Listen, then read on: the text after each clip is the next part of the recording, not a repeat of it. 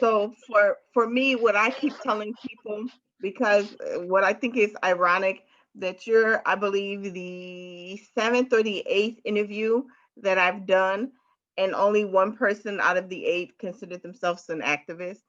Um, but for me, the reason why I see them as being activists, or see you guys as being activists, is because you're taking the steps necessary to make social change. Bottom line, it Mhm. it you know, I see it like a tad bit differently, because I would never call myself an activist, but Mhm. an advocate, yes, because I advocate for people who may not have that type of strength. And Yeah. because God gave me the gift of gab, I see it, I observed it, I knew it before you came to me, and now that you come to me for help, I'm able to help you. Mhm. you know, but I wouldn't consider myself an activist. I'm just an advocate. Tell people what you need. Yeah. And that I is, but in the long run, it's still producing social change, right. because a lot of people do not see it that way, and they just accept it and say, well, that's just how it's done. Yeah. But no, you need to figure out how we can make a change as a whole. So, Yeah. um, I think what probably because there's kind of a negative connotation on activists too, because number one, with all the media coverage, a lot of activists are they aren't they aren't expressed in a good light, you know. right.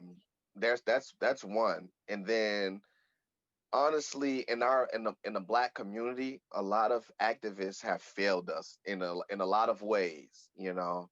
Hmm. um and some people also feel like activists just are there to get in front of the camera to do a lot of you know to do a lot of rousing up of crowds and people, and then they just feel like it goes nowhere, right? And Correct. that's why I was saying, like, doing I've done marches and protests, right? And I Hmm. do, and again, that pressure that you put on people to make things happen, oh, that's all well and great.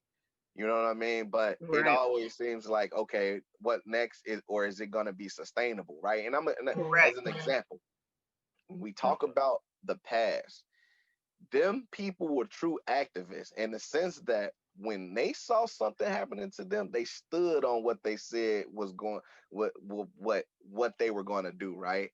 Correct. I would nothing else other than the Montgomery Boy bus cot shows us what true activism looks like. It is totally different now than it was then, right?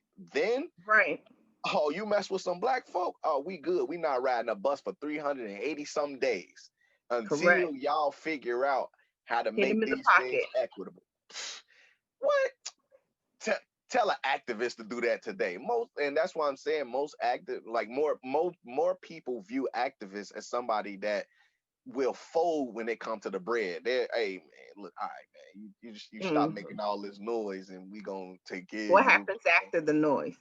That's what I'm saying. And so I Mhm. think that's why the eight people you interviewed probably shied away from that activist role, because activism is different. It's a lot different now than it used to be. There weren't any Right. cameras that you was always in front of. There wasn't social media back then to create a Mm. following.